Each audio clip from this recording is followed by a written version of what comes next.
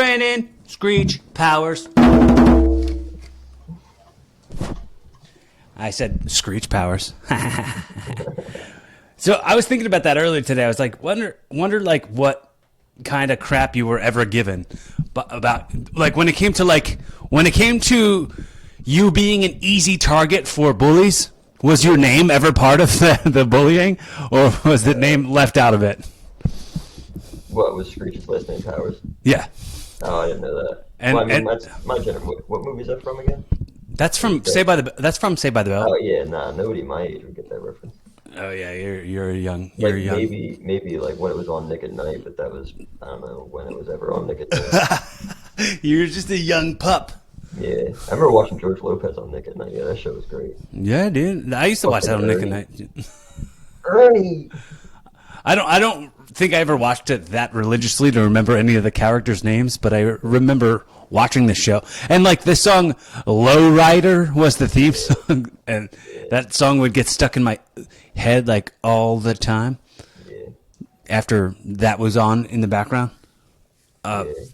Anyway, welcome. I want to make sure, on top of anything, before we start with anything, I want to make sure I tell you, thanks for your patience. Thanks for coming by. Thanks for. It would be great to have you here. I really wanted to have you, dude. We only live 5 minutes away from each other. But I was like, let's just do it this way because currently I don't have an optimal setup to have you over. I'm living up on the second floor, and it's not really accessible. Right. So I figure, stay at home and be comfortable. Right. So, want to say before anything, welcome, and I want to make sure that you feel as free and welcome and safe as you possibly can to say or be anybody you are. Because, dude, I've met tons of folks in my life, and not as many people that I've met are ever as blunt as you and sort of dark and offensive. So, disclaimer to all the listeners who enjoy listening to the evolving podcast. if you're a little sensitive, let's also include this in the disclaimer. Brandon Powers, Spokes Powers, is a what will you call yourself a cripple? Is that what you? Societal tax burden. A societal tax burden. Yeah, just whatever Hitler called me, I'm down. Is that what Hitler said? Pretty much. He said burden. I don't know if he said tax burden. Oh, he didn't specifically call. He didn't know you personally. Yeah. Oh man, I thought you were like he had his own little personal nickname for you. He was like, yeah, one day this kid will be born. Yeah. Brandon Powers. That guy is a burden. So, now I know we met in comedy. Yeah, At Kamikaze, yeah, at the Andalusia. Yeah. I remember that. But was that the first time you were ever up? Yeah. That's the first time. What really got you doing that? What got you inspired to go do it? I mean, I never liked office jobs or anything like that. Like that shit is just so boring. And I've always been funny. Even since I was a little kid, I was always one of the funniest people in the class. But yeah, I don't know, the freedom of it too is very attractive. All right, if you can get all the way up to, Louis level or whatever, to the point where you're touring the country and shit. You only really got to work 2 hours a week. Obviously you're writing and shit, Right. which I need to do more of, but that stuff can be made fun. It's not just some oh, I gotta organize paperwork and what time is it? Okay, cool. The only thing I have to look forward to in the next 3 hours is my lunch break, and then when that's over, 15 minutes later, I can look forward to going home, and then spending 3 minutes watching TV before I gotta go to bed. It's just I hate that. Yeah, it was kind of how school was too. Yeah, it's having the good hours. Yeah. Do you have a job currently? I stopped driving for Uber because the like my insurance won't pay for my like if I get in an accident while I'm Ubering, my insurance won't pay for anything. So that was one reason that I stopped. But also I didn't want to, have my car get too old too fast. And then also I'm applying for Amtrak soon, Okay. which is partly why I shaved my head because trying to speed up the process. Because apparently on the internet it said, and you get wrong information and then you get right information. You don't know who the fuck's telling the truth. Um, Well, they were like, like, it depends on how long your hair is. Like an inch goes back a month and a half or whatever. So I cut it to like, speed up the process. But now I'm just trying to like get a hair drug test from like a clinic or something. But they're like $200 because I'm not trying to apply to Amtrak and then be dirty and then they won't let you apply again ever. So I'm trying to like really hit this. well, it's funny because you said a thing to me when we ran into each other at the grocery store the other day. You were like, it's nice that you see me for my hair. Because I didn't even know it was you at first. Because I know we like locked eyes at one point when you rolled right past me, and I was like, okay. And No, I don't think we did. Did I? I think so. I think at one point we crossed each other. We went past each other, Probably right? crossed each other. Or at If least I saw you, I would have stopped and said hi. at least I saw you, and I was like, Right. that looks like Brandon. But then at checkout, you were like, hey man, and I was like, who are you? Who are you? I don't even know you, sir. No, I think I said, I'm glad you see me for my wheelchair and not my hair or something like that. Yeah, it's or the other way around. Hopefully, it was the Yeah. other way around. Yeah. Oh yeah, no, you know what? I think it was the other way around. Yeah, man. I think the way you and I have always gotten along is always I feel like with anybody, I just want everybody to feel like they're on my exact level. Like there's nothing that differs us Yeah. except for like everything that's different about us. Right. Yeah, like you're like a really like nice, kind guy, but you're not like overly sensitive. It's just like you get when I'm joking and shit. Like, Well, I mean, even my non-comic friends who are like I can tell when they're joking, but I have to like tell other people that they're just working on being a hack. Like Right, they don't yeah. know that they're being a hack, but yes, that's them just kind of being a hack about stuff. yeah, So I had a party a couple years ago, and my friend Andrew came over, and he was like saying really offensive things, and Right. we were in my kitchen, and the girl that I was seeing at the time was getting really upset and getting really offended, and I was like, "Hey, he's just joking, and What is he saying? he's being a hack." I don't know, it was some misogynistic stuff. He was doing it on purpose just to see what would happen, and he got the desired result. And I was like, "Okay, please, you can stop now." Like, but she was super upset about it. Right. Yeah, see, like that is like it's a weird line because it's like that I think is like doing stuff like that on stage, and like if you have like the appearance, if your appearance fits, then like you can get away with stuff more than others. But it's just a weird line. Like just being in like the context that you described, it sounded like you were just coming in and like being a douche. It's like, oh, I hurt feelings, fuck pussy. Like that's what it sounded like. People wearing the "fuck your feelings" shirt, like Yeah, no, that's what? just- I'm like, I see that, and I'm like, what do you do? Some guy came into the gym yesterday wearing a shirt that said, "No, I'm not vaccinated. I fucking won't be Like all these kinds of shirts and statements are showing you as white trash. Like it feels like You're real fun to be around. Like, it's a whole other level to like wear a t-shirt that's got a curse word on it, like or some sort of statement and I mean I've said this a million times, but I'll say it again. Anybody who puts like a bumper sticker or a flag with somebody else's name on it or some other like message, like it's like Bill Burr, who's like, what a loser! You join a group.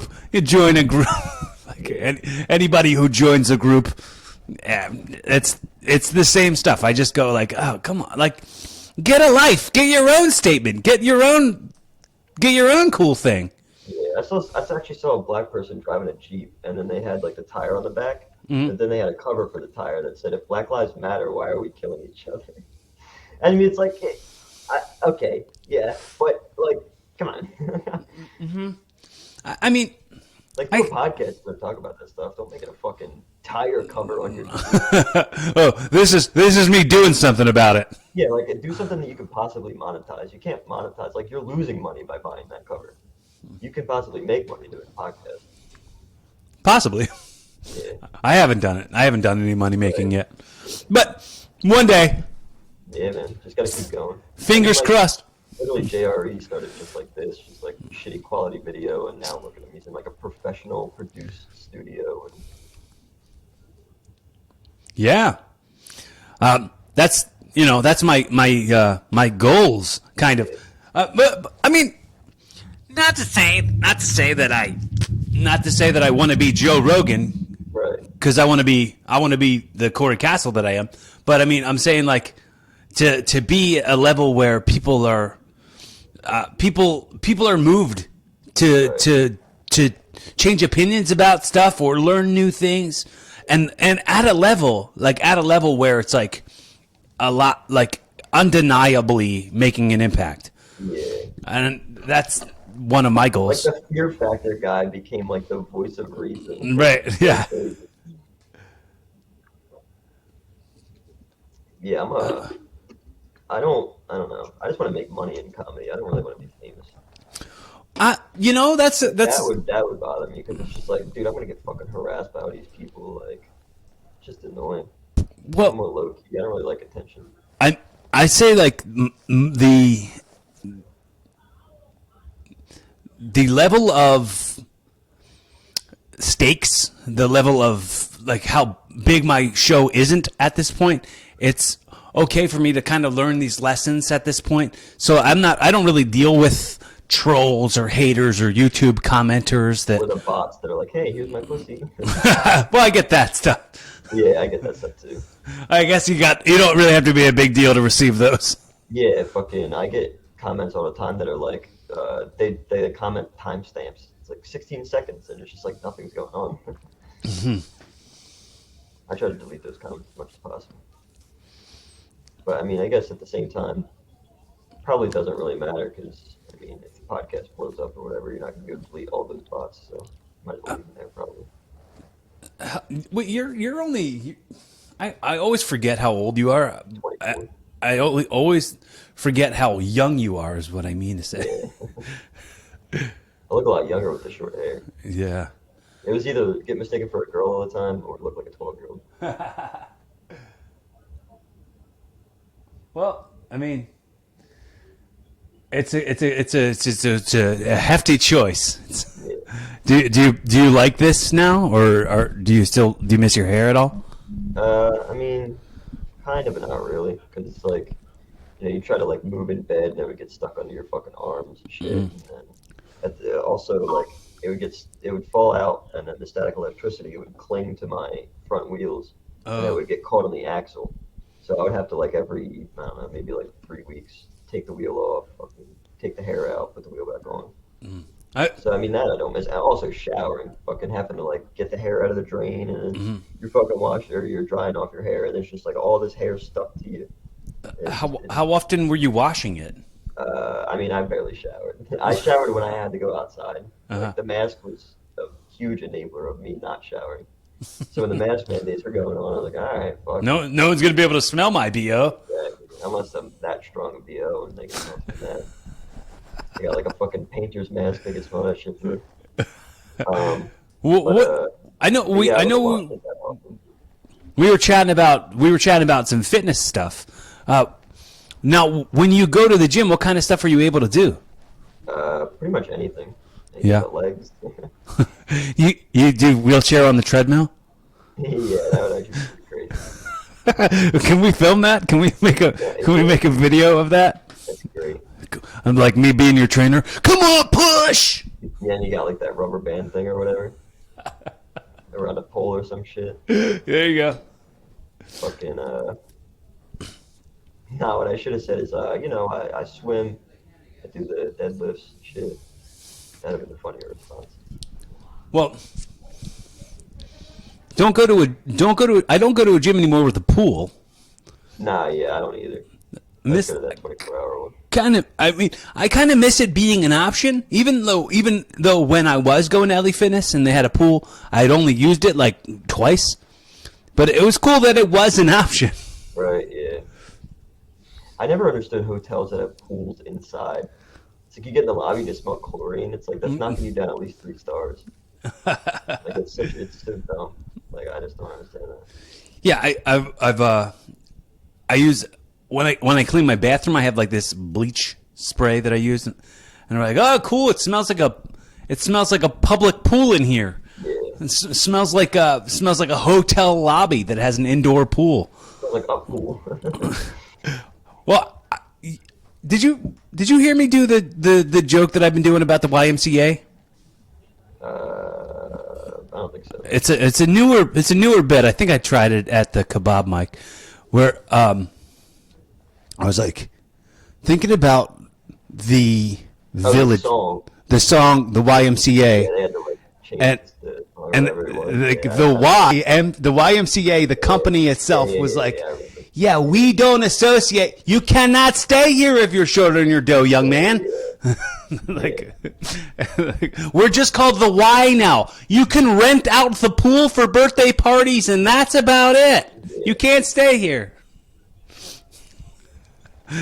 But yes, it smells like a YMCA, or it smells like a Y after I've cleaned my bathroom. So, who are the people that you've seen do the comedy world stuff where you're like, I kind of can see myself, like, it's not really there's not really very many wheelchair comedians out there. Yeah. There's like one midget comedian. There's one with cerebral palsy. I forget. It's Josh Blue. Pretty funny. Oh, and Brad Williams. Yeah, Brad Williams. Mm-hmm. But like, I don't know, like, you mean like who are my influences and shit, or? I guess like who was like I mean I kind of have a feeling that I know, but All right, take a guess. You're right. I'm gonna say Louis, probably a huge influence to you. Number one. Good. Greatest. Yes. He's a fucking genius. Yes. So I love Chappelle, but Louis I think is way, way better. all right, cool. I nailed it on the first guess. Yeah. Who would you guess if you had to guess what my favorite my all-time number one biggest inspiration for me to get into comedy? See if you can guess it on the first guess, like I guessed Louis for you. I feel like it's kind of obscure. I feel like it's not really like a super well known. Like I want to say Brian Regan for some reason. That's a great guess. Brian Regan's high up on top of the list for me. Yeah.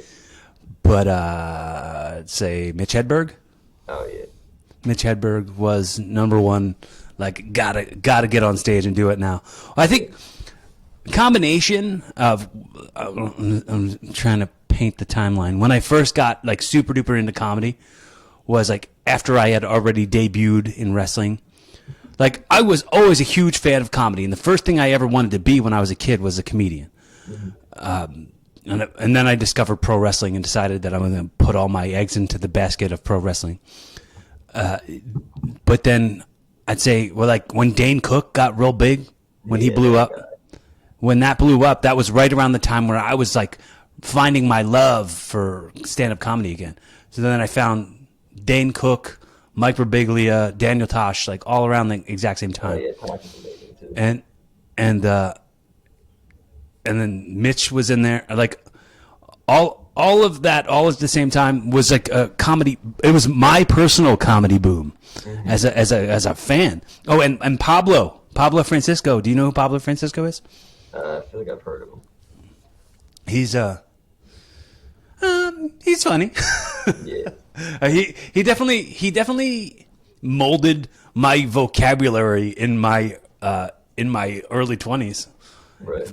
Or he used to do this thing where he would go, he would do these voices, and he would do the he's like, Rosa Consoles, and he's like, oh, don't talk to me like you know me.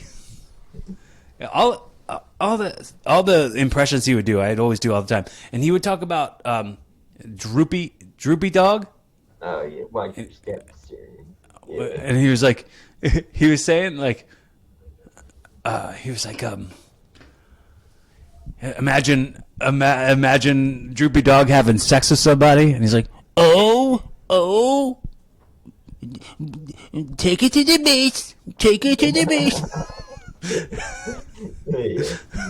He's like, I'm done. I'm going to the master bedroom.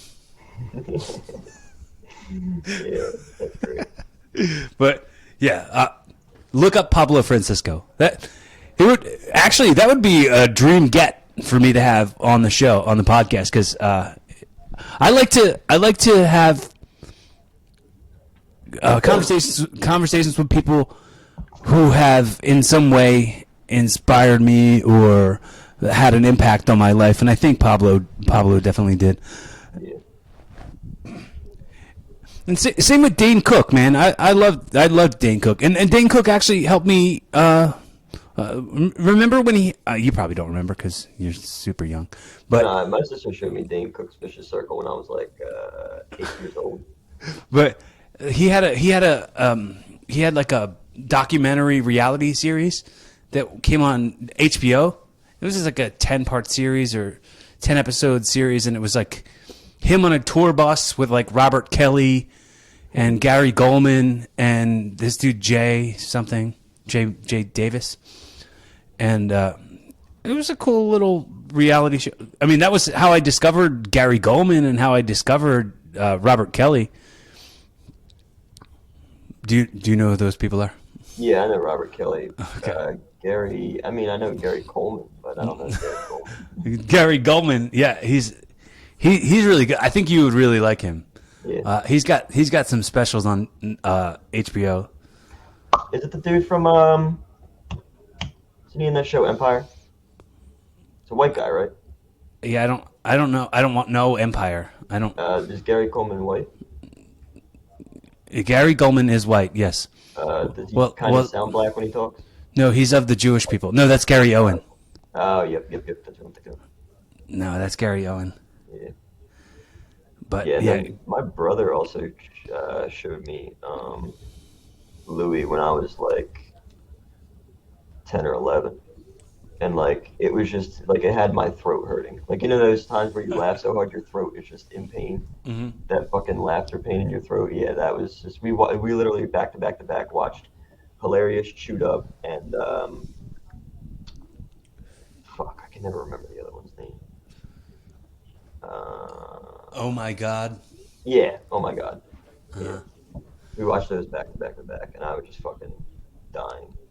And then, like, no bullshit, like, when he came out with his special at the Comedy Store, there were, like, 4 or 5 punchlines where, like, just before he said it, my brain just real quick was like, here comes the punchline, and this is what it's going to be, and that's what it was. Right. You've trained yourself to hear his cadence. Is that what you're saying?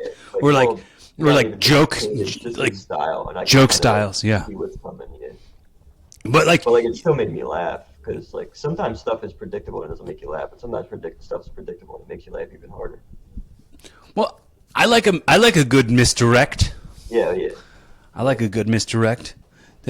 I had the one misdirect that like I would do it and I'll call it out directly after I do it.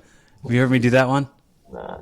Like okay, so I got my brother hired at this job that I used to work at, where he was about to start like on Monday, and it was Thursday or Friday or something, and like his name had popped up on the email list, so everyone could see that it was my brother. It said same last name, right?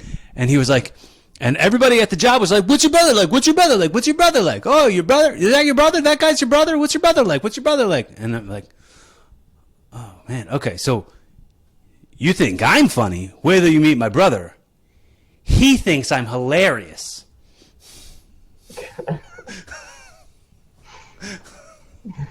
It's so dumb, but I like it. It's so stupid. Man. I like the joke you have about where you were like, your brother is like a very flamboyant gay guy, and then to kind of stray away from his path, you get oiled up and wrestle with men or whatever. You think, Right, I'm sorry for fucking it up, but that's I just said, funny as fuck. I wanted to be a pro wrestler. I wanted to do something that was different than my older brother, Yeah. who's a sassy homosexual that works in retail. Yeah. Then I'll go out on the towns. I'll hit up new towns every weekend.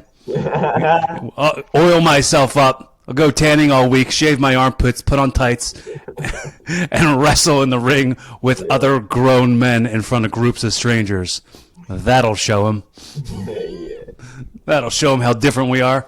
I think a great little spice to that punchline would be like, that'll show him. Just like kind of flare it up, like your wrist.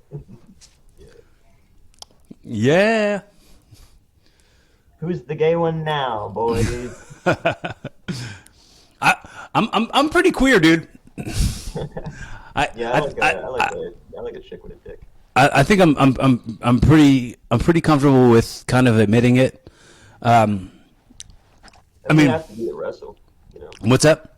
To wrestle, you kind of have to be. You have to be like okay with. No, well, like the wrestling part, the thing. Okay, so my trainer, one of my teachers, I was trained by two men. I was trained by John Dahmer and Fast Eddie Valentine. Eddie Valentine is he's a homosexual, but while he was training me, he was like in a closet. So this was like 2001, and he was always talking to us about inclusion and about like not ever like making jokes that you wouldn't be comfortable making in front of your mom in a locker room. Like a lot of really cool lessons. I look at my time spent with Eddie Valentine like he was even though he's not much older than me. He might be 7 years older than me at the most. I look at him as like a father figure. I look at him as like a father figure. Yes, because I didn't have a dad. Like my dad was gone most of my life. Right. So I looked at Eddie as like this male role model, and same as Dahmer. Both of them, I looked at like I had two dads when I was a kid, who were teaching me how to be men and how to be tough and how to carry myself like I belonged, and believe that I belonged. So if anytime you see, anytime I go anywhere, everywhere I'm at, somebody asks me if I work there. Everywhere I go, somebody stops me and asks me if I work at a place. I'm like, what is it about me that makes you think I work here? Like, I'm not wearing a uniform. I'm not wearing a name tag. What is This it? a police station. What is it about me? And somehow everyone's always like, well, I thought you were the manager here or something. What? Why? I'm not dressed like a manager. I'm wearing an Uncle Rico shirt. I don't know. Uncle Rico. I was wondering who that was. Fucking Uncle Rico. Just ball clean across that mountain. So I would take state. Oh man, But classic. I think that came from a level of knowing you belong where you are, like holding your head up and having confidence that like you're sure in what you're doing, even if you aren't all the way sure, just to appear like you're sure, because wrestling's all the work. But but what I was saying about the wrestling part and the queer part was like the idea of sexuality and pro wrestling are so far from each other on the spectrum. Like, I don't sexualize wrestling. It's never been like I definitely am not attracted to men sexually, but I can see a handsome guy and be like, well, that's a fucking stud right there. Yeah. And not be upset about the fact that Maybe not the Duck Dynasty guys. They might. oh yeah, like there's such insecurity in those guys, but They like probably give a duck a shotgun and be like, "Shoot me." that's Having gay thoughts. the whole like. I'm sure you and I have talked about it before. When I talk about the amount of compliments that I receive from dudes versus the amount of compliments I receive from women, and most dudes are like, "Oh, I'm straight, no homo. No, I'm straight, no homo," and they're like, "I'm just saying this because I'm noticing it and I want to call it out." But Chicks, dude, you're fuckable. yeah, like I jerk you off. Like the guys have come up to me and said like the most. So I can imagine what girls have to go through when I've been put through this sexual harassment from straight white men. Yeah. That's why I never flirted with bitches in an Uber, dude. Like I'm never gonna do that. Mm-hmm. Like I would just be so uncomfortable for them. Right, because then you got to take them to their destination. Right. Or you could do like like in my Always Sunny, like because of the implications. Now I know where their house is. You know the implications. But yeah, so when I'm talking about where I'm kind of a queer person was like because I feel like I'm more fluid in all of the like in all of the sexuality stuff. I mean, and I don't want to get too like into the bedroom or anything, but like as far as like my openness to any like, it's not like I'm super. What's up? Like a finger in the butt. Yeah, no, but I mean, not my butt, not my butt, not my butt. Yeah, you ever hear people say if you want to have anal sex with a girl, that means that you would definitely have anal sex with a guy? That's the dumbest shit I've ever heard. It's like, all right, I'm getting blowjobs from women is gay. Like, like what? Like, when you just picture her pussy as a dude's butthole, like that's just all kinds of insecurities.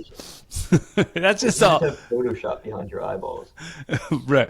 I'm picturing you as somebody who's not you, who happens to be the opposite gender and also hairy and gross. Yeah, sweaty. So I actually had to make out with a dude once for this movie for a homo promo. A homo promo. It was promosexual. Promosexual. So presented by Tony Romo. So I had an audition for this movie part that was a gay role.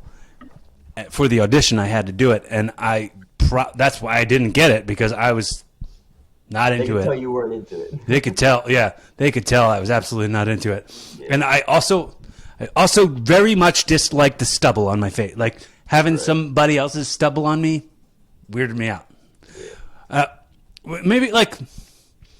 When I was like a little kid and my uncle used to kiss me on the cheek good night, I'd be like, ah, yeah. It kind of felt like that, but on my lips, and I was like, and I think at the time, my mom had driven me to the audition, and when I got in the car, I told her what happened, and like, I think she thought I got casting couched.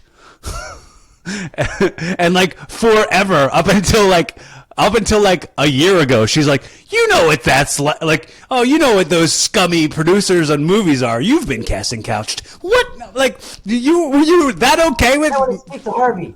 Right now. Like, relax, Karen. Like, you were okay with just driving away after thinking that I got casting couched? Yeah, I don't think you can really casting couch a guy. Like, I mean, I think that like, dudes can like fight things like women can't really fight men. Well, I think there's a whole like subcategory of gay porn that's casting couching. Right. So I think you can. I mean, yeah, you're probably right. But well, I think a guy would would feel less uncomfortable to say no than a woman. Like, well, Oh, I also when we have to also say, porn's a work. Porn's a work. That shit's all fake anyway. Yeah. Yeah, if you're getting casting couched, like you can't claim that, oh, I got casting couched. It was like, oh, what world were you trying to get? Oh, with double penetration? What?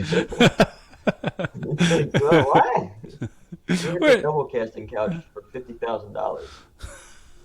Like, like what? You're gonna complain about this guy casting couching you? So, so what was growing up like for you, man? I mean, I know you have a brother and a sister, I right? have 4 brothers. You have 4 brothers. Yeah. The most But of so Kyle is my only blood brother. He's like a year apart from me. And then it's weird because there's 3 sets of siblings. And we're all like each set is 7 years apart from each other. So my brother Kyle and I are like a year apart. We're the only blood brother. He's my only blood brother. And then my half brother Jake and half sister Nicole, they're a year apart from each other. They're 29 and 30. And then my my other 2 brothers, half brothers Sean and Danny, they're like a year apart from each other in their 40s. They weren't around too much because they were like older. I've been an uncle since I was like 4. My niece just graduated high school, which is fucking crazy. Yeah. But yeah, growing up, it was a lot of isolation in video games. Like I feel like I was, and I'm not like upset about it because it made me have like the mindset I have today, and even with the flaws in my mind and whatever, my personality, it's like shit I just got to work through. But yeah, like I feel like I was like neglected because it was always just like I would be like playing video games for like 12 hours a fucking day, and it's like my parents would never like stop me, you know. But Well, I mean, they were probably just letting you enjoy yourself. I mean, that's one way to look at it. I mean, if I had a kid who was playing video games, I would just be like, all right, well, he's enjoying himself. Right. But I mean, I'm sure I'd check in every once in a while and be like, hey, what's up, man? Yeah, my dad checked in. Yeah. My mom was working a lot though, so I mean, like when she got home, she's tired, so I understand that. So not truly neglected. No, It's not ju- like neglected. Like, I don't want it to seem like that, but like, I mean, possibly You're like, self isolation in a way. yeah, I guess. But even still, like there was never like a structure or anything like that. Were you in public school? Yeah. So both your parents together this whole time? No. Not They split up together. when I was like 3.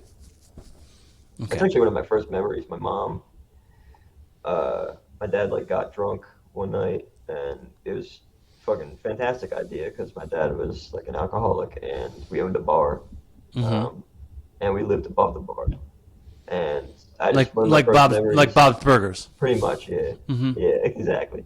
But one of the, like my first memory is like my mom and dad fighting in like the middle of the night, and like my mom was like laying over top of me because my dad was trying to like take me and shit. So I mean, it's always like my entire childhood was basically all my childhood memories actually is if it's not me playing like video games like GTA San Andreas or something like that, it's my dad and my stepmom arguing, or my dad and my mom arguing. My stepdad and my mom never really argued, thankfully. Like they had a great relationship. I don't know what the fuck happened there, but But let's also let's acknowledge real quick. San Andreas was the best. no, yeah, dude. So to have those memories is cool. Yeah, true. I had like all the cheat codes memorized. I would. Oh yeah, dude. I had like the printout, the page Yeah, from like me too. uh, It GamesRevolution.com. was I was like, oh man, yeah, I forget what site it was that I printed it, but I printed out all the codes and I like Yeah, and then it you, gets like, so memorize them by heart, and then you do them in like 3 seconds, like a Rubik's cube or something. right, yeah. I'm bad at video games, but in that free world roaming, like, dude, I'm so not good at video games. It's ridiculous. I think I might have talked to you about this before, but my way of playing is like I will try a level like three times, and if I fail it 3 times, I'm turning it off. Like, all right, well, I feel like I'm wasting. I feel like I'm wasting my productivity. Like I could be doing something that elevates my way of thinking, or puts out more content for people to enjoy, or writing jokes, or you know what I'm saying? Like I feel like I'm missing out on. But for sure, I've played tons of games, but never very good. Like I definitely loved the Arkham games a lot. Oh yeah, the Batman games are fucking But awesome. the one game, I forget which one it was. Maybe Arkham Knight. It was like The first one was Arkham Asylum, where you were stuck on that island. Asylum. Yeah, I like that one. The It one was the second one. the one It was the one with the Batmobile. yeah, that the one had Mr. Freeze in it. The Mr. Freeze level, First one, yeah. the Mr. Freeze level, I lost that level 25 times, and I was like, I'm wasting my entire day losing this level. I can't do it anymore. And I've never played the game again. But all the other Arkham games, I beat those ones. But that one with Mr. Freeze, I couldn't beat it, and I gave up. It's funny too, because like I feel like when I was a kid, I kind of sucked at Call of Duty. Call of Duty Modern Warfare 2 was my first multiplayer, first-person shooter, and like I was okay at it. You know, I was able to like hold my own and have over a 1 KD. That's the big deal. You got to have over a 1 KD. But then I started playing Battlefield 4, and like it's just like, oh, you have to be smart when you play this game. Like Call of Duty, you can just like camp in a corner and just shoot people all day. Because like if you camp in a corner, and then I call it like the Call of Duty mentality. Fucking, if you camp in a corner and you kill a guy, odds are he's gonna come back because he's salty and wants to try to kill you. You know, you just hurt his ego, you hurt his pride, and he's just gonna keep coming back. But the momentum's in your favor, so you're gonna keep killing him. And Call of Duty's much easier in that sense. But in Battlefield, it's just like, because there's like tanks, there's jets, there's helicopters. The building that you're camping in can be blown up. And yeah, it's just like, I feel like it's kind of like jujitsu in a way, because it's like gets you focused and like kind of sort of unleashes your mind to like notice small things about the game, and then you can apply that to other shit, like chess kind of, but like real fast-paced chess. But yeah, I also feel like if I went back and played the games that I struggled with as a kid, like the Batman Freeze thing, like I probably had to try that a bunch of times too. But if I went back and played it, I'd probably be able to beat it in like 2 tries. I wouldn't. Remember the Mitch Hedberg joke? And he's like, oh, I wish I could play Little League now. Yeah. Fucking move out is what they'd say. Move in my ass or whatever it was. It was like, move in, fuck you. Move out. Yeah. Yeah, because Little League, they'd be like, oh, this kid sucks, so you can move in. Right. He's not going to hit it hard. He's not going to hit it far. Right. I mean, I didn't play Little League. I don't have the coordination. I've never been good at sports. Right. I can't throw or catch. I've always wanted to play sled hockey. If I can get the job on Amtrak, I'm definitely saving up money to get sled hockey equipment. I would love to play sled hockey. I don't know what that is. It's like hockey, but for handicapped people. They put you like on a sled, and it's got like a skate down the middle, and then they give you 2 half sticks. One's to propel yourself, and then the other one you can obviously use to propel yourself too. But it's also got the blade on it, so you can shoot the puck. Yeah, I would probably go goalie. I don't know what the rules are in hitting. I just don't want to get concussions. Well, yeah, I mean that's the ideal. The ideal world is to not get concussions. The Olympics, I don't think they let you hit in the Olympics. The Paralympics. Yeah, the Paralympics. So were you born without feeling in your legs? Yeah, no, I can feel my legs. I just can't move them. Okay, you can feel them, but you can't move them. Yeah, it's a T3 spinal cord atresia. So like the fluid in your spine at the T3 column, it's like suffocated. So all the nerves don't go to where they're supposed to go and shit. But yeah, fucking this one dude I met at the gym, this guy Rex, cool dude. We were talking about like crypto a lot, and then we were talking about Elon Musk, and he was saying that they're coming out with like a brain chip. They Yeah, have the Neuralink. where yeah, and Yeah. like I don't know if I trust that shit, dude. Because like, what if some Chinese hacker gets into that shit and I fucking become like a soldier of fortune? Also, like, Well, you ever play you Fallout 4? just do like you said what the Duck Dynasty dudes would do if they decided to have homosexual thoughts. Yeah. Fucking, you ever play Fallout 4? No, no. You probably enjoy that game. It's just a nice, calming, open world game. Um, but I've seen the commercials for the new one that has the guy from Breaking Bad on it. which one's that? The new Fallout game. There's like a commercial that has the guy who's like That's playing Far the. Cry. I'm sorry. I don't know. that's I don't know that much. Fucking get it right, You Corey. fucking noob. Go this back to Call of Duty, dude. this artard over here thinks that Far Cry and Fallout are the same thing. Freaking loser. But yeah, they have like synths in Fallout. It's creepy because it's like it's very Orwellian. Like it kind of links. It kind of links to George Orwell in a way because it's like all about like futurism and the nuclear war, the Great Restart, and shit like that. But yeah, they have these things called synths, which are synthetic humans. Basically, what they do is like they had like the Gen 1s and Gen 2s, which were like robots, but now they have like the Gen 3s, which take people's DNA to make the robots. So it's like they're really indistinguishable from like a cyborg and a human. Was Fallout when the one they did the Las Vegas one? Yeah, Fallout New Vegas. Okay.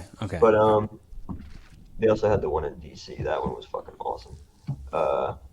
That game was a masterpiece. That if you ever play a Fallout game, highly suggest you start with Fallout 3. But Fallout 3, and that's get all the Washington D.C. DLCs. Yeah, get all the DLC. You can probably get it for like $20.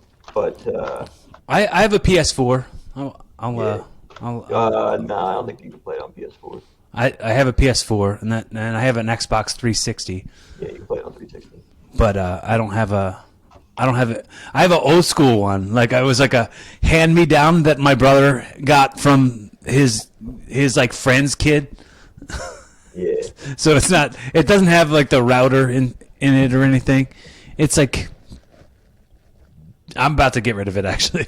yeah. But I just feel like that's what would happen with the brain chip. Like I don't want that shit to happen. Like it's not because if I get it, then I'm just gonna constantly be living with this anxiety of like, oh, is this thing gonna get hacked? Because my friend Rex was trying to tell me that like, it's got no source signal that it relies on. It's like bullshit. It doesn't have a source signal. Like there's no way it doesn't have a source signal. It's got to come from somewhere. Like Wi-Fi doesn't just get generated. You need towers to generate the Wi-Fi, and then you need whatever. You need the router to send it there. And, but yeah, like I'm just worried that like some fucking shadow corp would just be like, all right, we hacked into the system. We got all the brain chips right here. I think that I've thought about it myself. I thought like only because they were talking about fixing bad eyesight and stuff. Like because my eyesight's terrible, but I was thinking about it for that. But I never thought about the chip being hacked or anything. I don't. Yeah, nah, I just don't think it's worth the risk.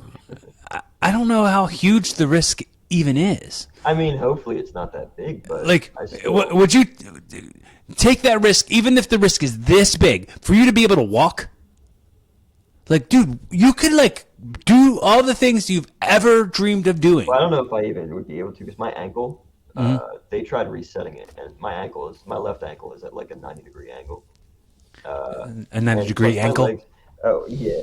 Also, I broke my femur, and the way the bone healed, it healed curved. So my right leg's shorter than my left. So I would have to get. I mean, I guess I could get like a boot with like a lifted sole or whatever. But still, the left foot is at like a 90-degree angle and shit. Did you ever see Littlefoot Longfoot from Chappelle Show? I think so. But also, like my legs don't stretch out completely straight. Yeah, I've talked to like surgeons and gone to physical therapy and whatnot. So, and like, I mean, I'm sure over like years, maybe like a decade of stretching, I could probably get my legs to go straight, but I still would have to have the ankle issue and all that. So I don't know if it'd be possible. Well, what if the Neuralink could fix all that? I don't know. I mean, What maybe. what if it could fix all of that and your vertebrae? Yeah, Like, but then what if the Chinese hack it and I break into DC and send off the nukes into DC? well, YOLO, They bro. just go up and then fall back down. YOLO, Yeah, YOLO, man. Get it in, man. Well, like I'm trying to think. You know, like when people get like the cochlear implants and they can hear for the first time. Cochlear, you mean? Cochlear, yeah, the cochlear implants and Dude, fucking dick implants, dude. Remember when they get cucumbers fucking... Remember when the doctor started stitching cucumbers to people's pelvis? and then like people get like people who are blind, they recover their eyesight and stuff. You think of like I can't even relate as much, but like for the first time when you see someone hear something or they hear their mom's voice for the first time or they like see their mom's face for the first time or you know their loved one, it's such a beautiful moment. Yeah. I mean, I would love to be able to be there for the moment that you stand up from that chair after Start the wrestling. We just start wrestling, yeah, like I'm gonna straighten your ankle real quick. Ankle Like lock. a TLC match, you grab my chair and smash me over the head with it. TLWC. Yeah, TLWC. That'd be so funny. So I want to make sure I say again. I know. I don't think we've established whether you've listened to the show or not. I listened to the episode with where you had the founder of Comedy Central. Oh, okay.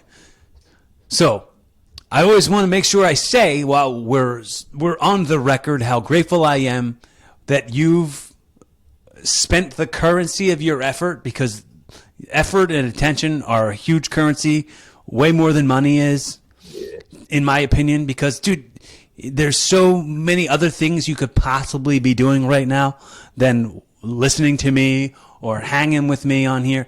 So the fact that you've spent some of that affection, some of that attention, some of that money, some of that currency that is your attention on me and hanging with me here, I appreciate it so super much. That love And coin. what's that? That love coin. That love coin. Yeah, there should be effort coin. Yeah. let's get Don't be pussy coin. that let's get that new crypto going. What are you as a wheelchair person, calling it crypto, does that upset you? Crypto. Yeah, Disabilto. Disabilto. I prefer Disabilto. Enough with the crypto talk, guys. Able coin. Yeah, ableist coin. Tax burden coin. Dude, this could be a whole routine. You could do that on stage. You could turn that into a joke. Enough with the crypto talk, guys. I hear you whispering. It's offensive. Stop it. Yeah, I think that premise has got legs. Yeah. Fuck it. But I want on the record. I want to tell you, you're important person for me, man. Thank you, man. I feel like us getting to know each other is kind of neat, and I want us to kind of be friends. Whether you come over here and we record anything or not, I definitely want you to come hang out with me over at my house.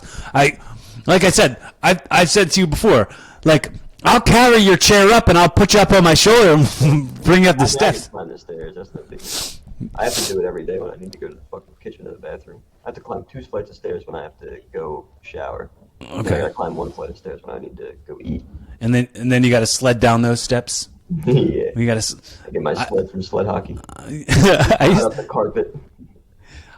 Dude, I used to sled down the stairs on my butt all the time when I was a little kid. That was like, I'm so bony that would fucking cut me right open. My ass cheekbone would fucking pierce the concrete. is there an ass cheekbone? Is that a Well, I technical? mean, Is that a actually, technical whatever it term? is, the pelvic bone. Technical term. Your tailbone. Yeah. My ass cheekbone. The coccular Yeah. coccular bone. Call back. So, is there anything at all that you ever think that you want to ask me or say to me while we're on the record? I'm under oath here. I'm free to answer or accept any thing that you've got to ask me or say to me. Where the bitches at? That's my question. Duh, bitches. Yeah, where the bitches at? At the dog pound. Uh, I don't think they separate whether they're bitches or males. maybe. Probably not. No. Where But- the sleuths at? That's a better question. That's a great question. Where the sleuths at? I don't know if that's a question that I'm equipped to answer. I don't know if I'm the guy to ask that question to. I've been tempted to drive up to New York and get one of those decriminalized prostitutes. They have decriminalized prostitutes in New York. Yeah, they don't arrest people for prostitution anymore. Well, I mean, Which is good and bad because it's like, I mean, it's like reduces, I guess, the demand on the black market for sexual trafficking. mhm.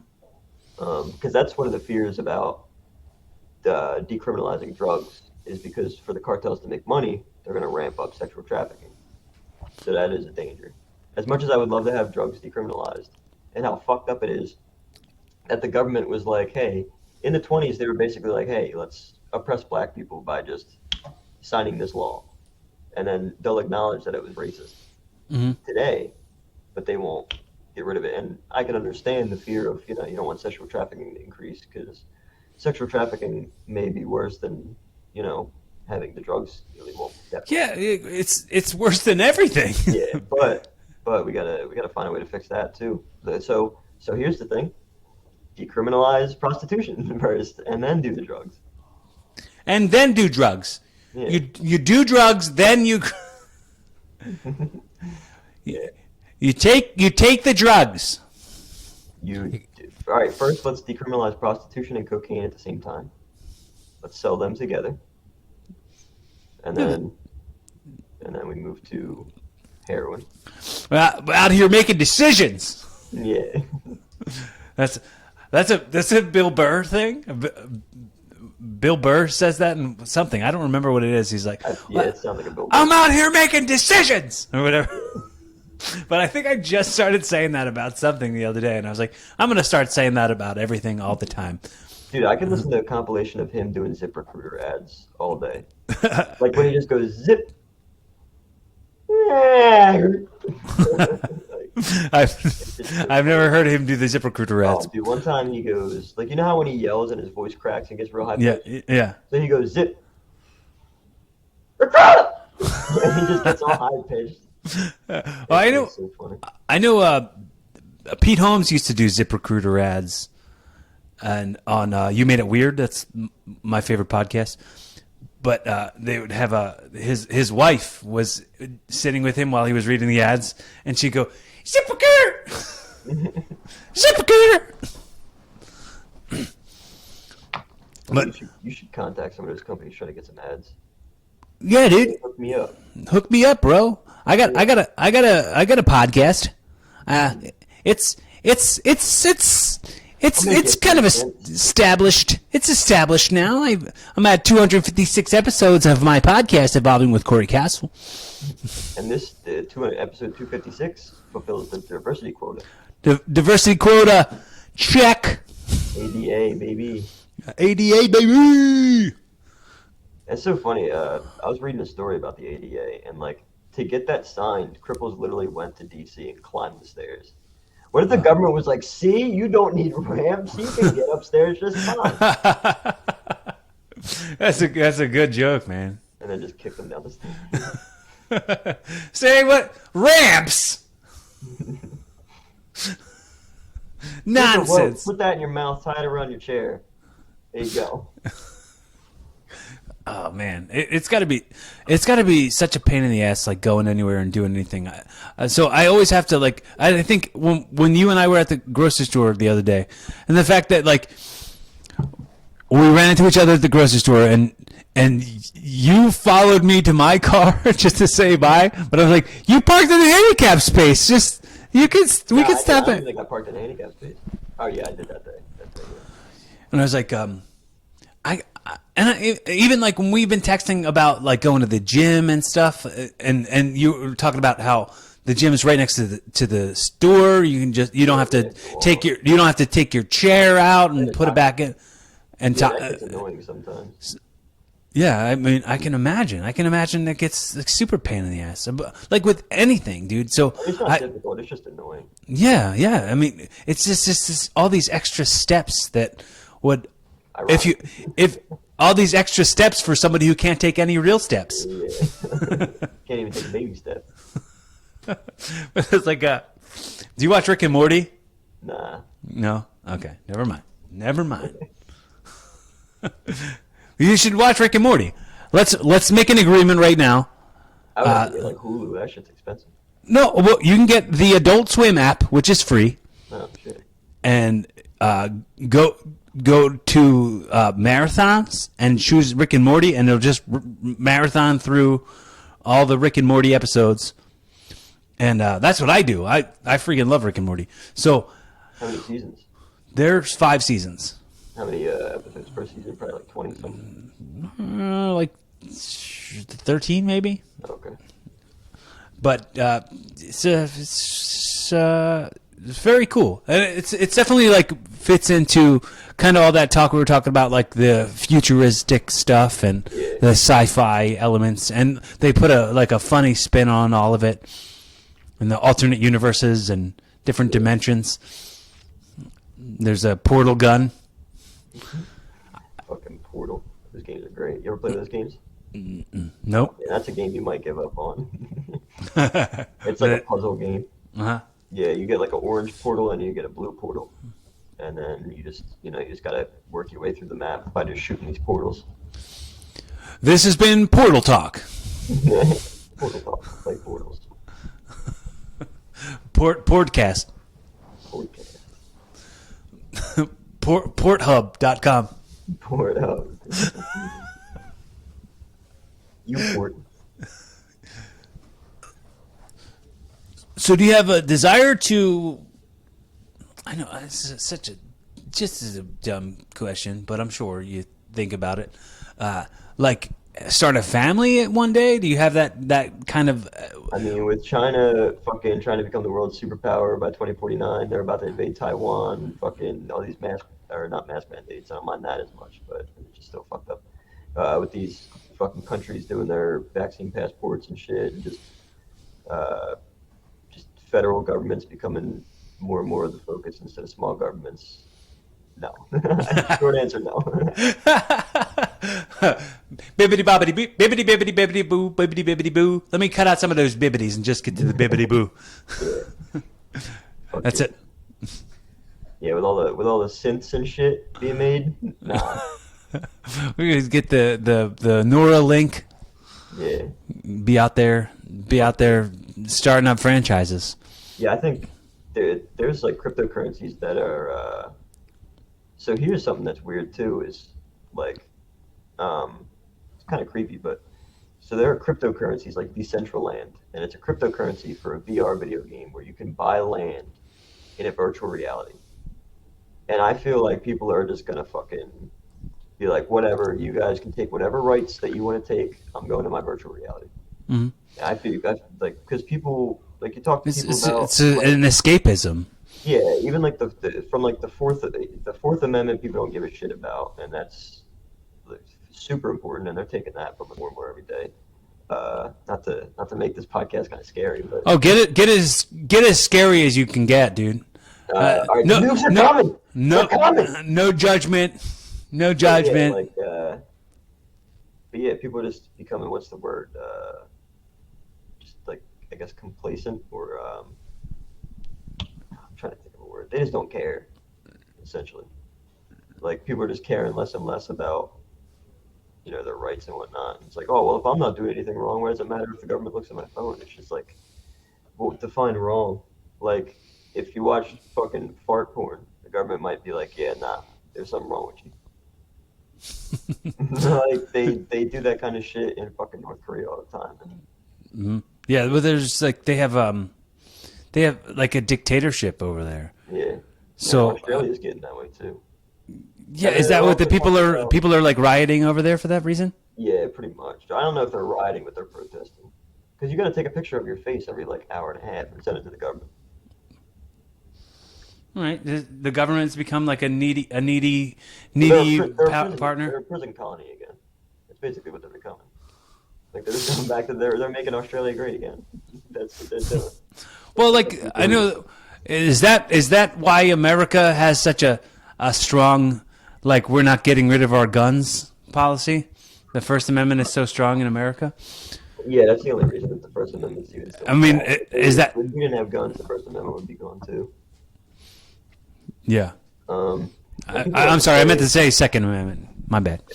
people like to say too that, like, oh, guns are the issue. It's like, all right, if you take out the suicides, we have 8,000 homicides a year Hmm.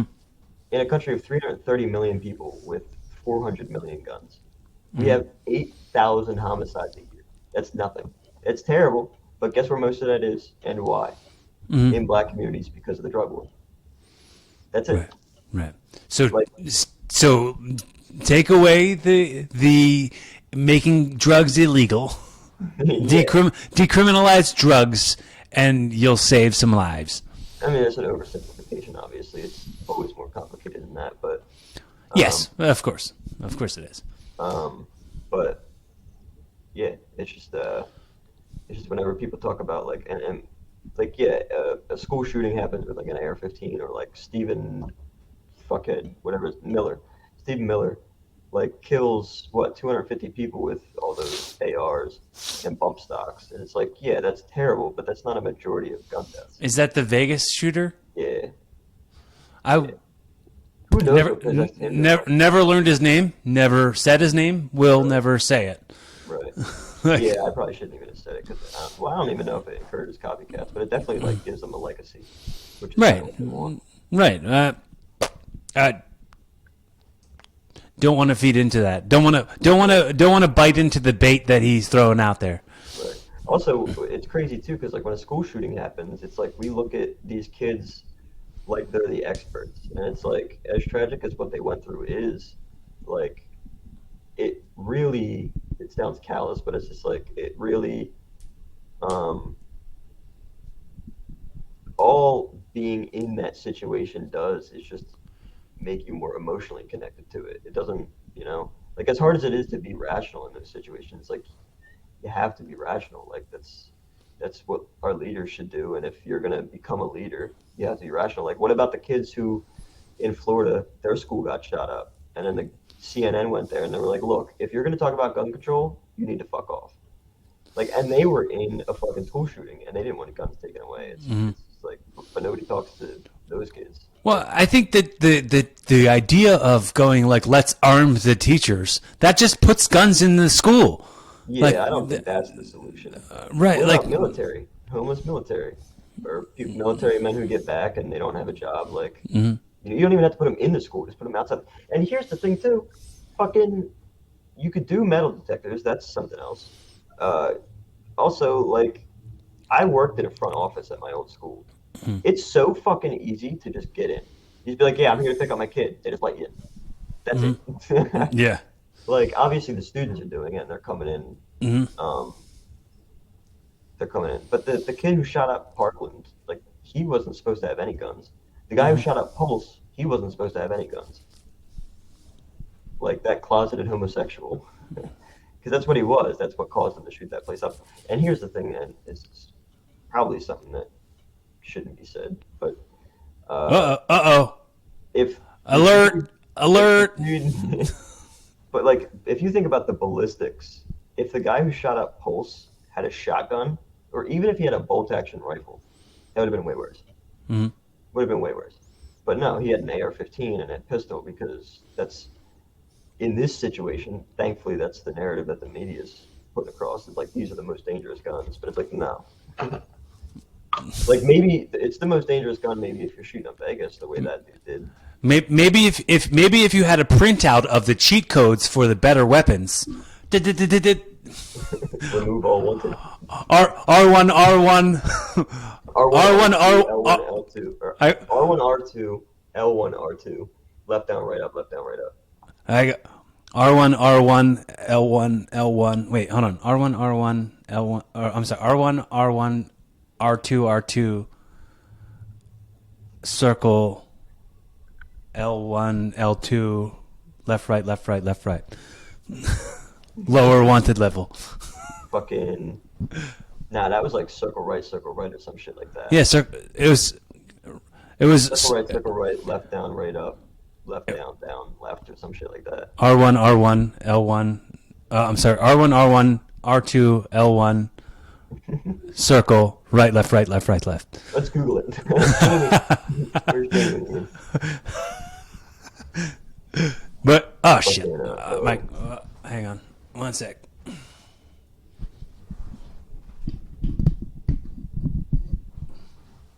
But yeah, also like if you ask all these fucking countries where there are dictatorships, they're like, yeah, I wish we had fucking guns. Oh, you still there?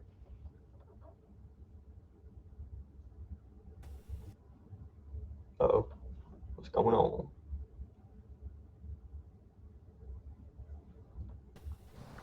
Yeah, dude, I'm still here. I'm just putting you on the screen while my picture's not there. So just keep talking. Okay, but yeah, like all these dictatorships that say like, oh, you know, I wish we, or all the citizens in the dictatorships, it's like, oh, I wish we had guns and shit like that, and then fucking people here that are like, oh, communism, socialism, and then like if you talk to somebody who comes from those countries, they're like, dude, you fucking retarded. Like on paper, yeah, it sounds great, but it's just like it never works out that way because you get it's just too much power to the government. Like that's the vision for this country, which is like these small, sort of like how the Union was set up. It's just like these small individual sovereign states, still unified, but there we go, still unified, but like they just do their own thing, like California. Like if California was the fucking the way the entire country, like if the foundation in California was the foundation in the entire country, like our country would suck. There'd be homeless people everywhere. There'd be Right. drug addiction everywhere. There'd just be misused fucking misused tax dollars all over the place. Like it's crazy. Um, but yeah, I think something that we need to kind of do is stop voting people into office and instead vote policies. Yeah, I think. I mean, I've been saying it for like a super long time about how the amount of like ego that's inside of like I think I've got all the answers. Go ahead and elect me, and everything will change. And if you disagree with me, you're a piece of shit because in my mind I'm right about everything. Like Right. It takes such a bruised ego to go, all right, yeah, I've got all the answers. Let me figure it out. Like, yeah, like you're just a person. yeah. What makes you more equipped to figure out what we're doing than somebody else who's a pack of people who know a policy that'll work? I feel I feel very much behind what you're thinking. Just start electing policies Yeah. or groups of the smartest people. It's like the absolute power. It's almost like when you look up to like religious people, and then you're like, oh well, there's some dirty sexuality involved with this. There's some scandals. It's the same kind of thing with politicians. It's like Yeah. once you feed somebody's ego with giving them the position that they believed that they could get because they were somebody, then they're like, well, I can get away with whatever. I can get away Right. with whatever. Well, it's So like I'll go try to get away with whatever. it's like an old story, and it's kind of like a played out meme, but it's true. Like fucking dude, they just murdered Epstein, Right. and Yeah. no one got convicted of it. Right. Like I would have loved to have been in that meeting where they were just like, all right, we're gonna murder this guy, and some fucking dude was probably like, wait, what about the people like you're seeing the obvious that we murdered him? They're just like, who cares? Like, who cares? We're the most powerful people in the world. Who gives a shit? And the dude was probably just like, oh yeah, you're right, I forgot. Like, Yeah, and it'll only be memes forever. And please let me be wrong about that. Let me be all the way wrong yeah, about he'll that. kill himself. If something comes out where they find out what really happened, or if like there's like some extra forensics that could have been done that can still be done, or whatever, or some sort of whistleblower situation happens. Let me be wrong. Cool. I'm always cool with being proved wrong on stuff. Like I don't want to be wrong, but I'm grateful to be proven wrong on stuff. And Well, like it just goes to show too. Like, look how the government views Edward Snowden. Like, if they weren't pieces of shit, they would be like, hey, this guy's right. What are we doing? But they're not. They're like, no, this guy's a piece of shit. Like, he needs to be fucking executed in front of. We need to stone him to death. Send him to Saudi Arabia and stone him to death. all right, so But yeah, it's scary. The only thing I'm worried about, like with China though, is like it going nuclear. I think we could beat China. Like all they really have is a 200 million man army. Our fucking navy's better. We have better air superiority. The only thing that we don't have on them is the amount of people. That's it. And we probably have more heart. Well, maybe not. They're fucking. they have Communist countries such probably. such discipline. It's Oh yeah. ridiculous. They'll fucking. I mean, we got people who will die for our country, but those motherfuckers will. You can probably get them to commit jihad. Like, dude, actually, they're fucking committing a genocide of Muslims for their country. So they're more dedicated than we are. Like, I don't think we would do that. I mean, we kind of tortured people. Well, we definitely tortured people for our country, but we weren't like committing genocide. I mean, yeah, I mean, you could also argue that we kind of were by just the I mean, industry approach. I mean, America has quite a history of genocide. Oh yeah, but I mean, like in recent times, we've kind of cooled on that shit. But we definitely do have a fucked up violent history. Well, I'm gonna go ahead and stop including me in the we there, and Yeah. just say America, Yeah, America, because yeah, because I'm not a violent person. I mean, I can get accused of being violent considering that I'm a combat sports athlete, but it's a work, bro. It's a job. It's just something. It's something to entertain folks. Yeah, It's not. you don't throw a punch without faking the sound of somebody getting punched. I'll go That's the only time you throw a punch. stomp my foot. No, I don't. I don't stomp my foot, but punching is not a thing I do really, Right. because it's like I think the way I look at it, and I apply this to comedy as well. And I probably talked to you about this, or you might have heard me say it. And if you're listening to the show and you've heard me say this before, buckle up. You're going to hear it again. I approach pro wrestling the same way I approach comedy, in the fact that like there's a good chance that a lot of these people who are here to see us already have their mind made up about what they've come to see, and they already go, I'm a skeptic. I don't want to like this. So it's my job to kind of prove their skeptical theories wrong. So I want to look at any show I'm on and look at the match that's before me and the match that's after me, or every match that's before me if I'm the main event, like what I can do different from every other match Yeah, that makes them like implant a memory right. of their changed mind, right? So to make an impression on people who it's their first time.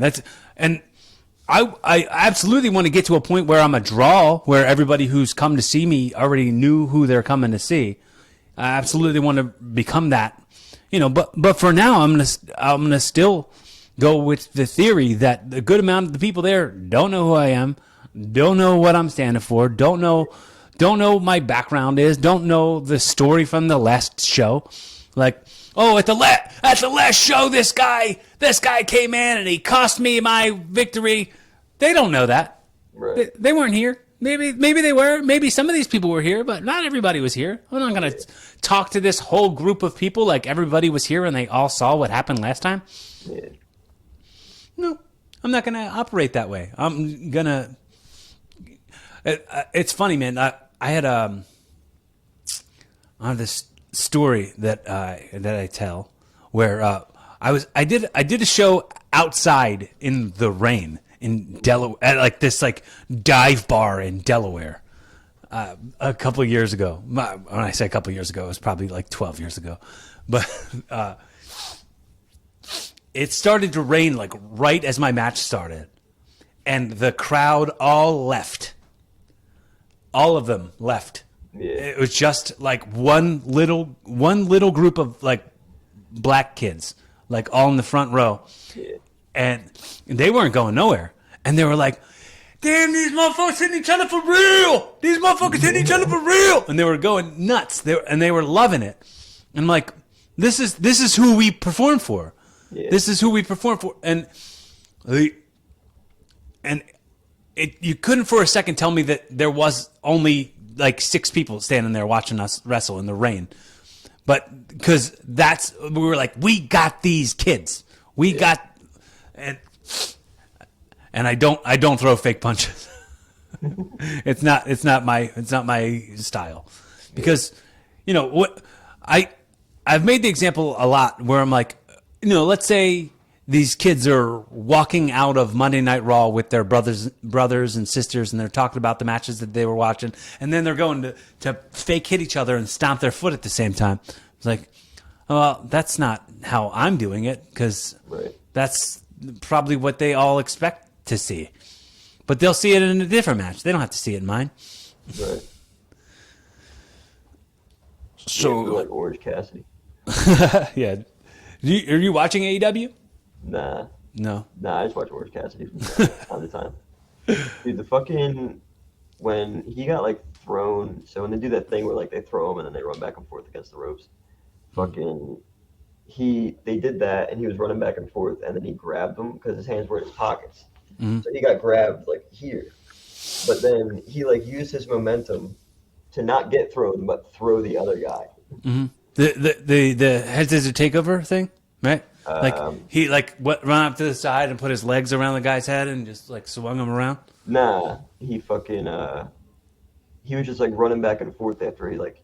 So they do the thing where they throw him, and they're like running from rope to rope. They go back and forth or whatever. Okay. And then his hands were in his pockets, mm-hmm. and then he got grabbed, like between his side and his arm. Mm-hmm. And then instead of like the dude that grabbed him slamming him, he like lifts him up to start slamming him, and then they just like roll around. And instead of like Orange Cassidy getting slammed, he slams the other guy with his momentum. Jim Cornette would call him "My Little Dog Pockets." He calls Orange Cassidy Pockets, Little Dog Pockets. That shit's so funny. That's such a genius like character. Yeah, it's funny. He's so funny. So, did you grow up a wrestling fan at all, or? Yeah, okay. I love wrestling.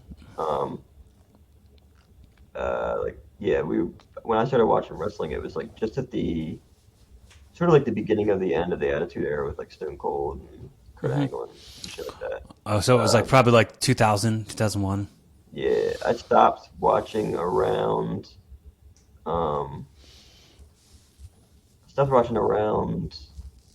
When I think it was a couple years before Undertaker lost in WrestleMania. Okay. I watched, what was it, WrestleMania 23 where he beat Ric Flair? The Michaels and Flair? No, I think it was Undertaker. Okay. I think 24 was Michaels and Flair when Flair retired. Okay. That was in Miami, right? I don't remember. It was so long ago. Yeah. Whenever Snow by Red Hot Chili Peppers was the theme song, whichever WrestleMania that was. Can you sing that song? How's it go? It's like, kind of know the melody. It's like, hey yo, this is what I say yo. There it is. I think that's it. Yeah, I don't really remember the lyrics. I don't even think those are the lyrics. Yeah, I think that is the lyrics. But Uh, there's a lot of nonsense in Red Hot Chili Pepper songs. yeah, I fucking hate the Red Hot Chili Peppers to be honest, because there was this band called Mr. Bungle, and they came out with an album called California. And I'll look up the album title real quick. But Red Hot Chili Peppers had the album Californication, and Red Hot Chili Peppers was like, "Oh, dude, they stole our sound, they stole our look." Mr. Bungle sounds nothing like Red Hot Chili Peppers. They're like a jazz fusion band, and they're way better than fucking Red Hot Chili Peppers. I think what it is just jealousy. Whoever the lead singer is of Red Hot Chili Peppers, because he basically canceled them and kept them because they had so much clout. He kept them from ever being able to go on tour. So Mr. Bungle would be a bigger deal had it not been for Anthony Kiedis. Yeah, Oh, what do you know? here we go. I'll show you the album cover. There's a song called Retro Vertigo on this album. Hmm. They were like, "Oh, that's our look," and the album's called California. It's not even fucking close, dude. So it's kind of like sometimes people are on such high alert, like the way like YouTube is with the algorithms and stuff. It's like any copyrighted stuff Right? is on anything, they like automatically take the audio out of it. It's like that. What? That was barely anything. Yeah, it's stupid. Fucking it's like if they're already getting paid by YouTube, it's like I can understand demonetizing because you're using somebody else's. Like you individually don't have the right to use that, Hmm. like a song or whatever. But like to take the audio out is stupid because it's like YouTube already owns the rights to like every song that's ever existed. So I started doing this thing. I'm not good at editing. Like I don't have the software or the capabilities to edit. So You I don't have like Premiere Pro or anything? no. Oh, dude, No. if you need me to edit shit, I got Premiere Pro. So I have this. I started doing this game with my podcast where I would say before we started, and I forgot to say it before we started. I would say if at any point you gotta like go to the bathroom or something, just go. Just like get up and leave, and I'll kill the time by like looking up a '90s pop hit and singing it, Yeah. or like saying what the lyrics are or whatever. And I pulled up the lyrics video for like a Whitney Houston song, and I was like singing it over the thing, and they like pulled me on YouTube. They pulled the video or whatever. Yeah. Like they demonetized it and maybe took the audio out or something. But I was like, that's so stupid. Yeah, people do covers all the time, Right. and their videos stay up. You should rap Jizz's liquid swords like a white guy. How would like a white guy be? I'm on a mission that cripples say is impossible, but when I swing my swords, they're all choppable. I be the body dropper, the heartbeat stopper. Job educator plus head amputator, because cripple styles are old like Mark 5 sneakers, like that. Okay. And then replace nigga with cripple. That's what you gotta do. My Crippa. Yeah. Who do you think to? Do you think to start your own currency? Maybe have a currency called Cripple Coin, Cripple coin. where Can't it's walk the clock coin. yeah, and maybe it's just for handicapped folks. Yeah. Only handicapped people can buy it. Yeah, and it could catch on. I was actually thinking about making an NFT because like they're really easy to. It's so stupid, but they are, dude. People will pay Ethereum. People will pay like 50 Ethereum, which is probably like $50,000, and actually probably more than that, for like some fucking picture that some dude made, so they can use it as their profile picture on Twitter. That's it. I mean, like it's a status thing, you know. You can get rich people to buy because rich people buy dumb shit all the time just because they can. But yeah, like just NFTs it's so weird. It's just like a really expensive profile picture. Like you can't buy anything with it. Well, I think it's also like, who is that for? Like, Right. Well, it's just the status. It's just to say, hey, I bought this for 50 Ethereum. Look at how rich I am. Like, yeah, but then you have 12 followers on Twitter. right, yeah. What's it? Who's it for? Who are you flexing for? Friends. Yeah, it's just for bitches. Be like, hey, baby, you see me? You see my Twitter account? See how I Oh, we waste got money? 12 followers. It's like, yeah, but that profile picture cost me 20,000 to port coin. I wasted all my currency. Yeah. So I just got a couple other quick things for you. A couple, like 3 or 4 more quick things, and I'll send you off into the sunset with a hot dog and a handshake. So on this show, I have a segment that I call audio time travel. Now, I like to, going back to a word that we used earlier, legacy. So this audio recording, this video, this podcast that we recorded, this 256, this stuff is outliving us. So anything we say is on the record, and it's going to exist way after we're gone. Or, while we're old, we can come back and listen to this and see where we're at.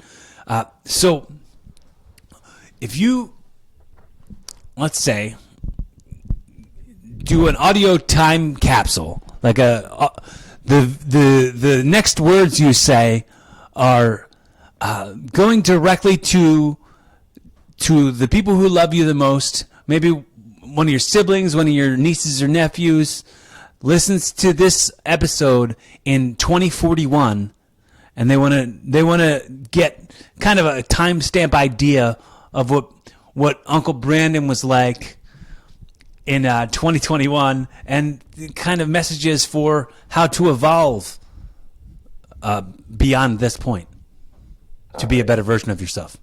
Neuralink. It'll evolve you right up. I was literally going to bring that up. I was going to be like, all right, if Uncle Brandon's a Chinese bot, then he apologizes for killing you in your sleep. If you're listening to this in heaven, I'm sorry. I guess, obviously easier said than done, but, don't fucking waste time. I've been trying to not waste time. That's my opinion on video games. I've been saying that to you this whole time.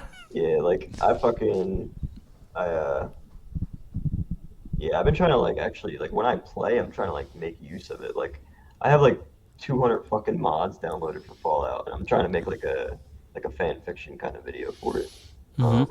I've been writing shit out, trying to figure out how I'm gonna do it, but.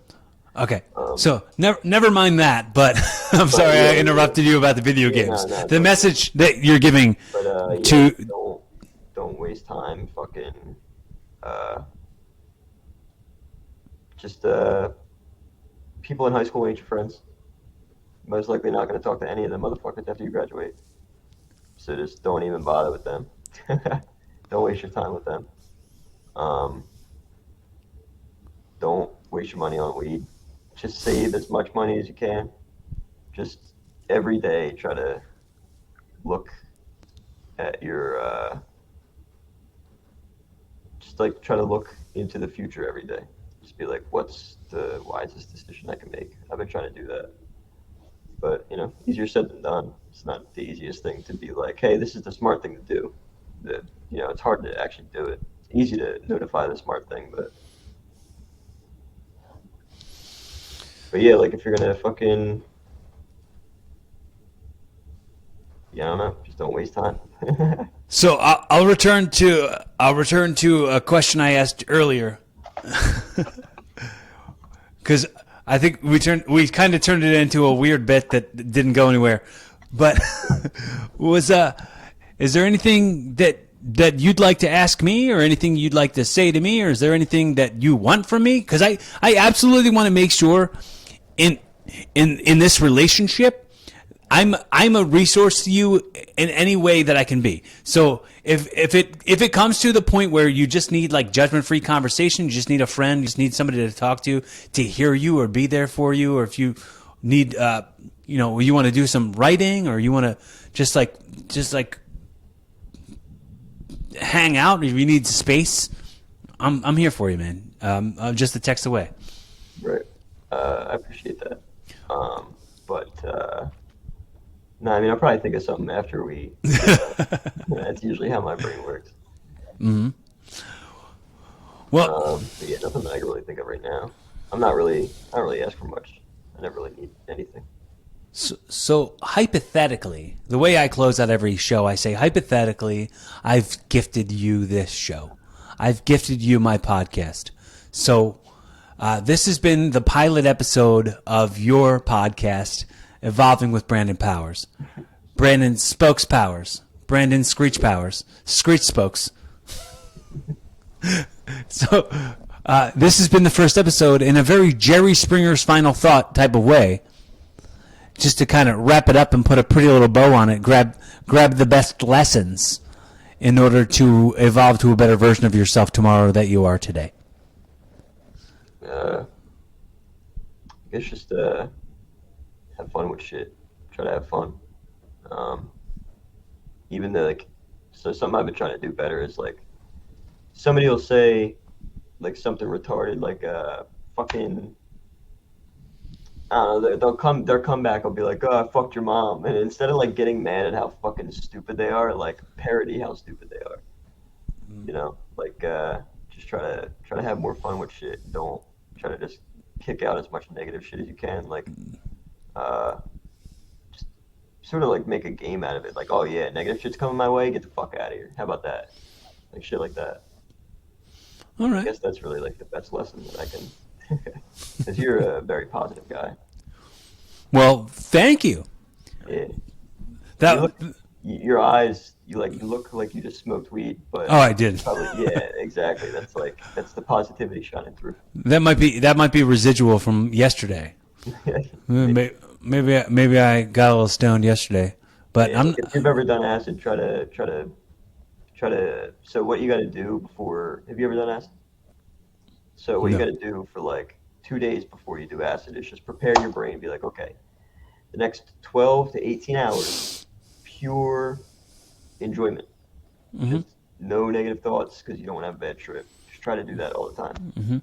So set your intentions. Yeah, sure. Just be content too. Like acid has a weird effect. It's like it just makes you content with just sitting there and doing nothing. Like you can just enjoy doing nothing when you're on acid. It's weird. And like obviously you don't want to waste time, but just try to be more, content and try to foul off those negative thoughts. This has been Acid Talk. This has been Acid Talk. We've talked acid, and we talked about what was the other thing? Where the sleuth's at? Sleuths at, yeah. Talking about Neuralink and Chinese bots. Neuralink and Chinese bots. Second Amendment. First Amendment, Fourth Amendment.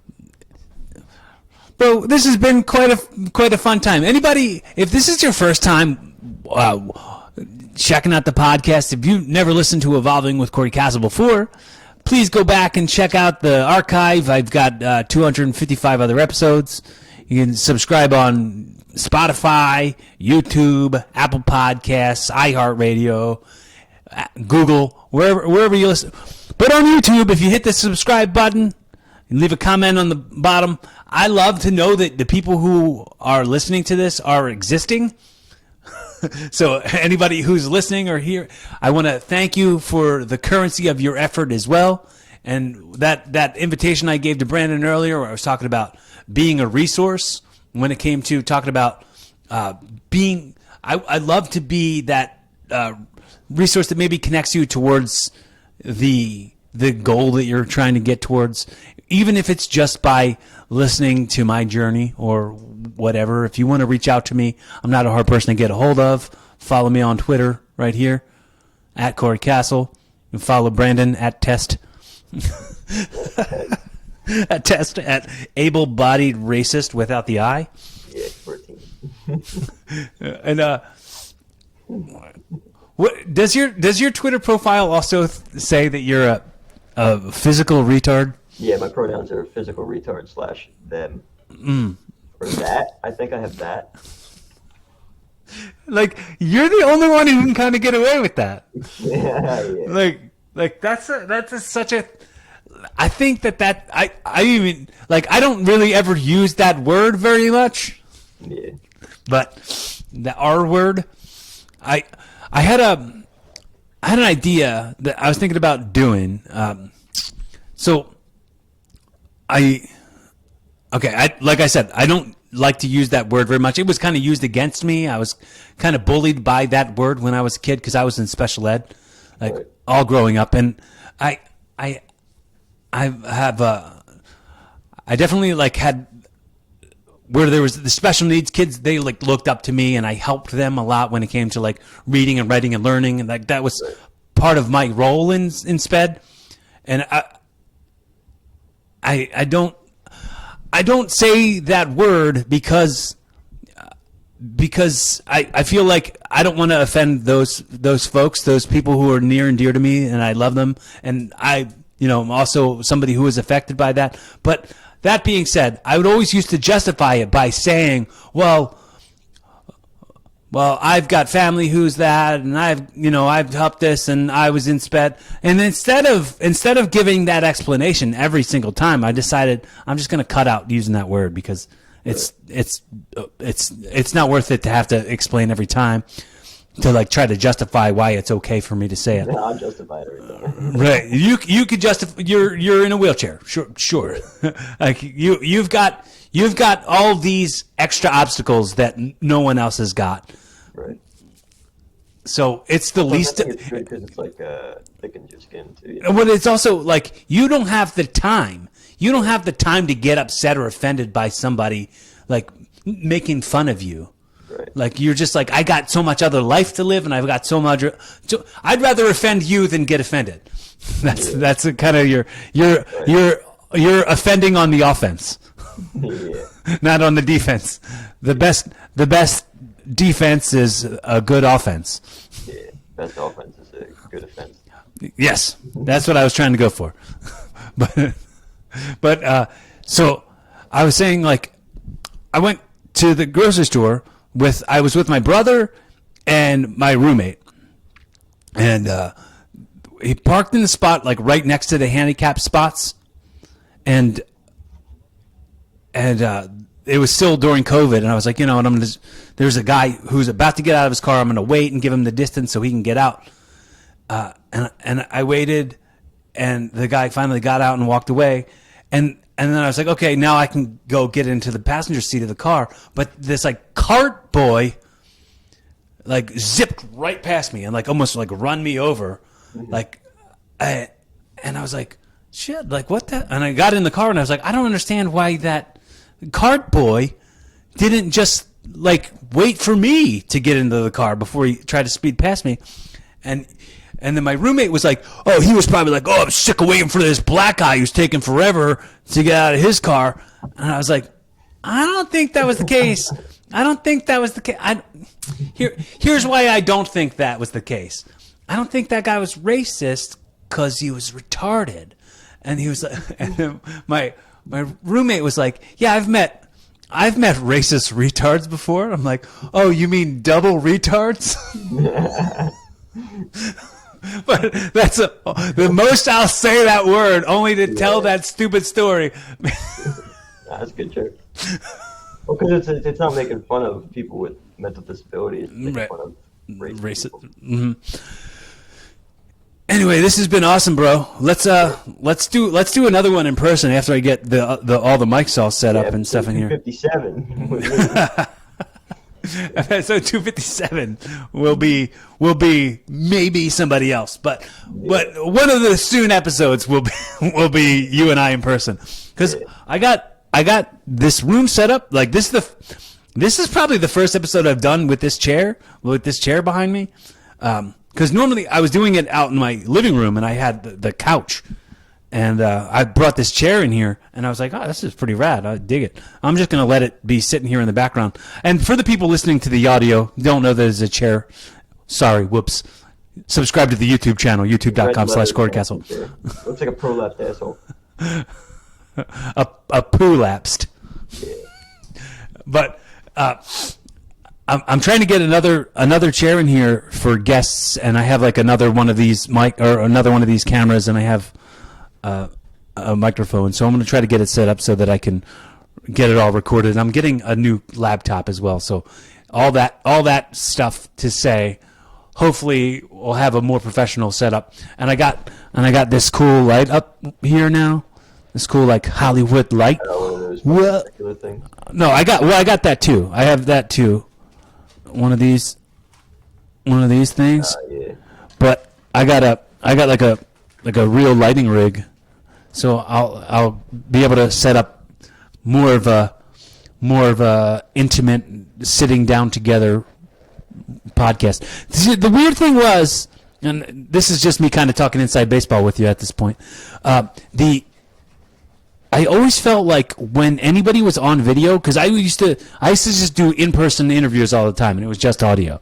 And I felt like when there was video involved, people would focus too much on how they looked, or people would focus too much on like what they were saying, because they would think people would be more likely to watch it than to hear it, because it takes a ton more effort to listen to the audio of something and get yourself all the way through it. That's why I always focus my gratitude for people who've like really bitten into the apple that is Evolving with Corey Castle, and really take it through listening to every minute of the whole audio. And even if it's just something that's on in the background, if you're taking it in, that it takes an extra step, because it's like you can't just turn the radio on and have the podcast be on. You have to have the app that the podcast is on, and you have to open that up, and you have to subscribe. So the call to action is more than just flipping a switch. So anybody who's taken that call to action, fucking rad as hell. It's so rad. Yeah, dude, we're friends. I love it. Let's keep on listening. Let's keep on sharing. Let's keep on making it important, because right now the drawing power of the EWCK, or the drawing power, or the cult of pukes, as I'm calling them, the pukes, the people who listen to Evolving with Corey Castle, pukes. It's not very huge, but I'd like to make it a more pleasant experience for all of them, and I hope that the people, when, like, I had one guest on before, and when I was in the studio, he had his phone set up, like, that was on him the whole time, and when I was asking him questions, I could feel him getting squirmish about the answers, because his phone was on Facebook Live, so anything he was saying, everybody on his Facebook Live was going to hear what he was answering me.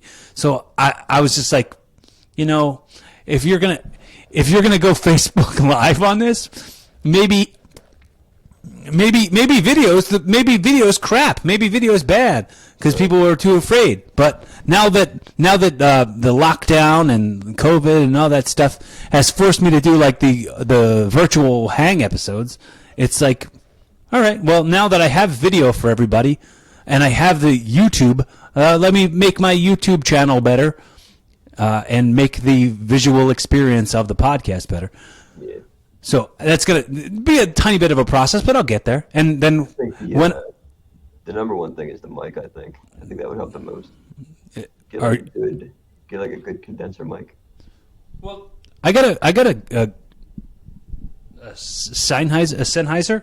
The audio is like a little distorted, I think, unless maybe you're talking louder, or I don't know. But the audio, like, I don't know, it just has like that weird muffle thing. You know what I'm talking about? Okay. Some microphones have that. Maybe I just have the gain up too high. Oh, yeah, I think that fixed it. Okay. Yeah. Whoopsie. Oh, yeah, that's much better. So, next episode, you listen to Evolving with Corey Castle, the audio will be better. Yeah, there you go. Remember those settings. Take a screenshot of those settings. Guys, once again, thanks for listening. Brandon, thanks for hanging with me, dude. I love you, man. I love you, man. You're my buddy. You're my friend. You're my family. Let's hang more. And for sure. Anything you need, you fucking call me, dude. All right, for sure. Be fun. Have safe. Keep evolving. All right, man. Later. Bye. And